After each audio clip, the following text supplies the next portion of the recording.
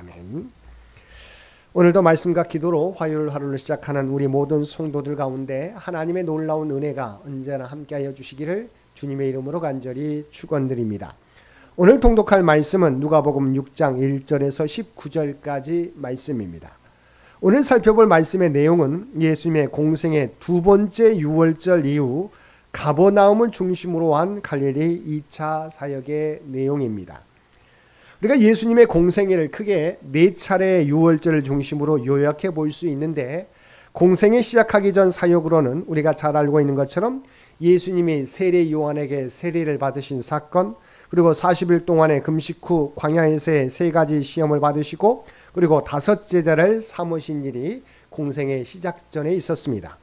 그리고 갈릴리 가나로 가셔서 공생애가 시작되기 이전 첫 번째 이적, 가나의 혼인잔치에서 물로써 포도주를 만드신 이적을 베푸셨고, 가버나움을 방문하셨습니다.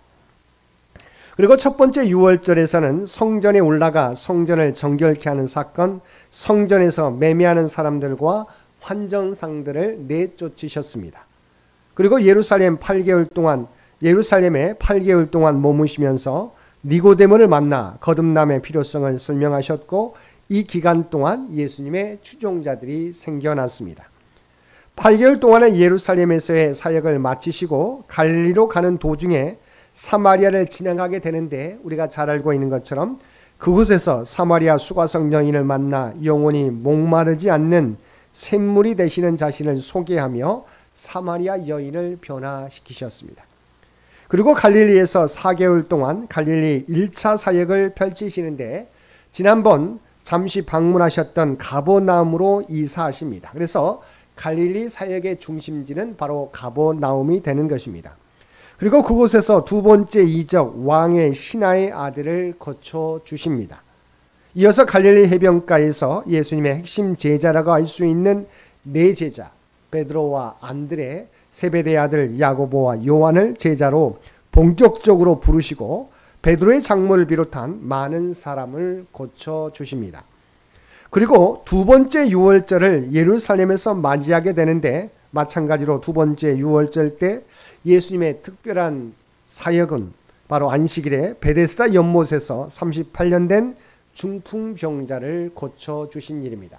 첫 번째 유월절에서는 성전에 가서 성전을 정결케 하는 것, 바로 매매하는 자들과 환전상들의 상을 뒤엎어서 성전을 정결케 하셨다면, 두 번째 유월절은 예루살렘에 올라가셔서 안식일에 베데스다 연못가에서 38년 된 중풍병자를 고쳐주신 것입니다.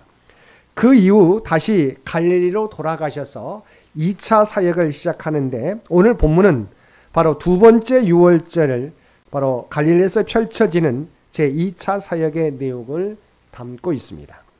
본문에 나오는 갈릴리에서 2차 사역의 주요 내용은 안식일 논쟁이 있고 12제자를 확정하는 내용을 담고 있습니다.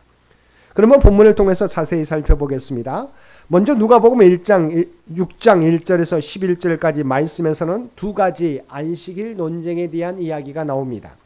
즉, 주님은 제자들이 안식일에 밀 이삭을 잘라 먹은 일과 당신께서 안식일에 손 많은 사람을 치유하는 것과 관련하여 바리새인 및 유대인들과 안식일 논쟁을 벌이십니다. 유대 종교 지도자들은 이 두 안식일 논쟁을 통해서 예수님을 정죄하고자 하였습니다. 먼저 첫 번째 안식일 논쟁은 예수님의 제자들이 안식일에 밀 이삭을 잘라 먹음으로 발단이 되었습니다. 바리새인들은 왜 안식일의 유전을 예수님과 그 제자들이 지키지 않느냐고 공박하였고, 예수님께서는 인자는 안식일의 주인이며 안식일에 선을 행하는 것이 오히려 더 옳다고 말씀하시므로 바리새인들의 공박에 맞대응하셨습니다. 이런 예수님의 말씀은 지금까지 유대인들이 가지고 있었던 율법 체계를 완전히 뒤바꾸는 엄청난 것이었습니다. 왜냐하면 유대인들은 출애굽기 20장 8절에서 10절에 나오는 노동을 금하는 율법에 따라서 물건을 운반하는 것도 노동이라 하여 금했고, 심지어 생명이 위독한 환자라 할지라도 죽지 않을 정도만 치료해 놓고 안식일이 지나야 본격적인 치료를 했던 사람들이었기 때문입니다. 그런데 이런 안식일에 예수님의 제자들은 추수와 다름없이 여겨지는 행동을 하고 예수님은 안식일에 병자를 고치는 것이 옳다 하여 치료하신 것입니다. 이는 분명 안식일에 규정된 엄격한 요구 사항만으로 본다면 안식일 규례 자체를 뒤흔드는 아주 심각한 일이었습니다. 하지만 예수님은 안식일에 진정한 사랑을 행하는 것이 안식일 제정의 의미에 더욱 부합되는 일임을 가르쳐 주셨습니다. 그리고 더 나아가 모든 믿는 자에게 의를 이루기 위하여 율법의 마침이 되심으로 율법에 속한 안식일을 온전한 주의 날로, 바로 주일로 완성하셨습니다. 따라서 불완전한 안식일은 이제 예수님의 온전한 법 아래 놓여서 예수님의 도움을 받아 온전한 모습과 복된 기능을 찾게 되었습니다. 즉 율법에 속한 안식일 기능과 사상들은 예수님의 도움 없이는 온전할 수 없기 때문에 죽음을 이기시고 부활하신 첫 한 주간의 첫날, 즉 완성된 주의 날로 옮겨진 것입니다. 그리고 예수께서는 하나님께서 안식일에 안식을 선포하시면서 복된 날로 창세기 2장 3절에 삼으셨던 것처럼 주일의 부활의 첫 열매가 되심으로 우리에게 생명의 소망을 주시는 기쁜 날이 되게 하셨습니다. 따라서 예수님 이후의 시대를 사는 우리는 주일에서 율법의 온전함과 안식일의 완성을 맛볼 수 있게 된 것입니다. 그러므로 우리는 우리에게 예수님을 통해 주의 날을 주시고 그 영광에 참여하게 하신 하나님께 감사하며 그 이름을 찬양하고 안식일의 완성이라고 할 수 있는 주의 날을 온전히 지켜가야 할 것입니다. 12절에서 19절까지 말씀에서는 예수님께서 12사도를 택하시는 내용이 나옵니다. 먼저 12사도를 택하시게 될 때 주께서는 기도하셨습니다. 우리가 중요한 것은 예수님의 사역에 있어서 무슨 일을 하든지 간에 먼저 기도하신 것을 우리가 알 수 있습니다. 자신의 뜻이 아니라 하나님의 뜻에 순종하기 위해서인 것입니다. 그리고 동행 본문인 마가복음 3장 13절 이하의 말씀에서는 12사도를 세우는 목적이 나옵니다. 마가복음에서 예수님께서 12사도를 세우신 목적은 크게 두 가지인데 하나는 그와 동행하며 가르침을 받는 것이고 다른 하나는 복음을 전파하며 귀신을 내어쫓도록 파송받는 것이었습니다. 그런데 마가복음에서는 이러한 12사도의 선택을 예수님께서 유대 종교 지도자들부터 본격적인 핍박을 받기 시작하는 시점에 맞추어 기술함으로써 바로 이 사건이 예수님의 순환을 대비하기 위한 것이라는 사실을 강력히 암시해 주고 있습니다. 바로 여기에서 예수님께서 12사도를 세우신 목적이 분명하게 드러나는데 그것은 그들을 세워서 복음 전파자로 훈련시키며 나아가서 당신의 사후 십자가 이후에 교회의 구심점이 되게 하기 위한 것이었습니다. 한편 본문에 언급된 12사도의 명단을 살펴보면 그들이 다른 사람들에 비해서 특별히 뛰어난 재능과 인품을 소유한 자들이 아니었을 뿐만 아니라 오히려 세상에서는 비천한 자들이었음을 우리가 알 수 있습니다. 이는 일꾼을 선택하시는 주님의 선택 기준이 인간과 세상의 인간과 같지 않음을 나타내 줍니다. 특별히 마가복음에서는 주님께서 12사도를 세우실 때 자기의 원하는 자들을 부르셨다고 함으로써 철저하게 하나님과 주님의 절대 주권을 강조하고 있습니다. 사랑하는 성도 여러분, 주님께서 12제자를 택하신 것처럼 우리 또한 주님께서 아버지의 뜻 안에서 선택하신 주님의 제자들입니다. 성도라고 하는, 제자라고 하는 이 신분이 사회적으로는 아무 의미도 없고 또 누구 하나 부러워하지 않는 무가치한 것처럼 보일지라도 이 세상의 어떤 것과도 이 세상의 무엇과도 바꿀 수 없는 귀중한 직분인 것을 잊지 마시기 바랍니다. 이 세상에서 악의 세력을 물리치며 이 세계를 그리스도의 사랑과 복음으로 새롭게 변화시키고 기억할 수 있는 사람들이 바로 주님의 제자요 성도들이기 때문입니다.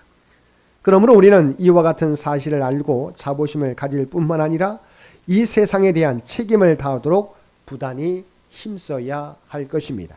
오늘도 우리가 하나님의 거룩한 백성, 하나님의 거룩한 성도, 그리스도인인 것들을 기억하며 하나님의 백성다운 삶을 통하여 하나님의 선한 뜻을 세상 가운데 널리 나타내며 살아가실 수 있는 저와 여러분 모두가 되시기를 주님의 이름으로 간절히 축원드립니다. 함께 기도드리겠습니다.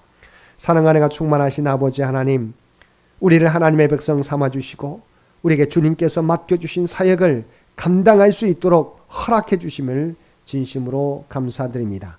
하나님의 대사로서 우리의 구별된 삶을 통하여 그리스도의 선한 영향력을 세상 가운데 널리 전하며 살아가는 우리 모두가 되게 하여 주시옵소서. 특별히 이 나라와 이 민족을 긍휼히 여겨주시며 하나님께서 통치하시고 인도하여 주시기를 원합니다. 또한 100주년을 준비하며 나아가는 창현재단을 기억하여 주시고 오직 하나님의 계획하신 바를 창현재단이 창현의 주의 백성들이 하나하나 이루어가게 하여 주시옵소서. 오직 주님의 뜻과 영광을 나타내는 창현재단이 되게 하여 주시옵소서. 특별히 간구하옵기는 이세정 올로 장로님과 연로하시고 아버지 하나님 연약함 가운데 있는 권사님과 집사님과 모든 성도들을 기억하여 주시기 원합니다. 오직 하나님을 의지하며 간구하며 나아가게 될 때 하나님 장로님과 권사님들과 집사님 모든 성도들을 붙잡아 주옵소서. 하나님의 생명의 기운으로 감싸고 보호하여 주시옵소서. 오늘도 우리에게 복된 하루를 허락해 주신 것 진심으로 감사합니다. 우리가 하나님의 거룩한 백성이라고 하는 정체성을 가지고 살아가게 하여 주옵소서. 하나님이 이 일을 위하여 주님의 뜻을 위하여 우리를 부르셨다는 사실을 기억하며 우리가 발을 딛고 살아가는 삶의 현장 가운데 아버지 하나님 구별된 삶을 통하여 그리스도의 선한 영향력을 아름다운 향기를 나타내며 살아가는 우리 모두가 되게 하여 주옵소서. 이 모든 간구 우리를 구원하여 주신 예수님의 이름으로 간절히 기도드리옵나이다. 아멘.